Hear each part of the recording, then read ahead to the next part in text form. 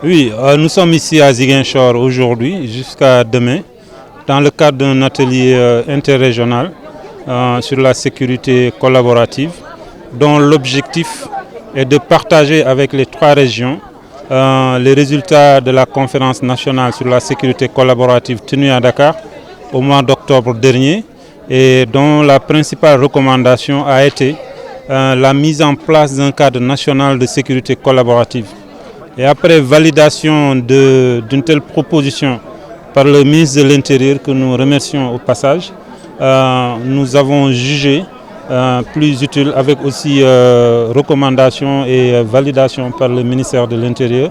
de venir ici à Ziguinchor pour partager les résultats de cette conférence nationale, en particulier le cadre de concertation, de réflexion et d'action nationale sur la sécurité collaborative, pour avoir un input des régions sur comment mieux intégrer, impliquer les régions dans l'organisation, le fonctionnement et même dans le dispositif de ce cadre national. Aujourd'hui, je crois que nous sommes dans une dynamique de mettre en place des cadres interrégionaux.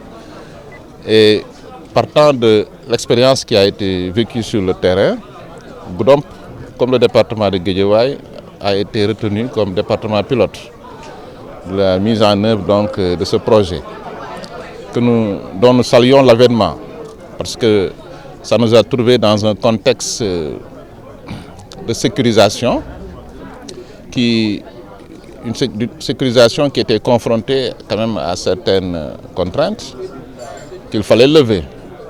Et pour lever ces contraintes, quand même, la démarche d'instauration d'une sécurité collaborative a permis une meilleure implication des populations sur la gestion sécuritaire. Car comme vous le savez, les forces de défense et de sécurité sont bien outillées, ils ont les moyens de mettre en œuvre leur mission régalienne, mais ils ont besoin d'un soutien de la communauté, d'un soutien des populations qui sont dans ces zones. Et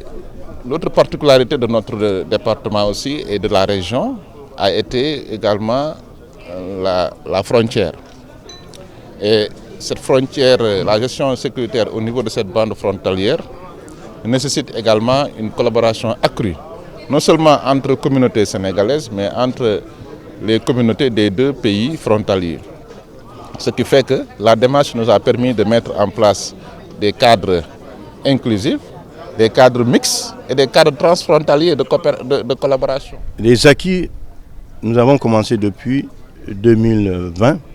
à 2022. Ce que nous avons aujourd'hui comme acquis, c'est que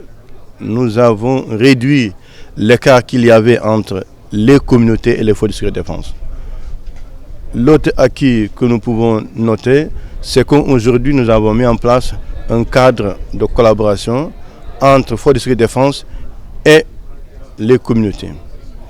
L'autre acquis, c'est aujourd'hui quand il y a une situation, tout de suite la communauté ou bien les forces de sécurité ou bien les autorités appellent ce cadre-là et se concertent et règlent cette question de manière pacifique, de manière à l'amiable. L'autre chose qu'on peut noter, nous avons su en son temps qu'il y a eu plein de vols en ville dans la commune de Goudomp, mais aujourd'hui, nous sommes en train de voir le niveau qui a très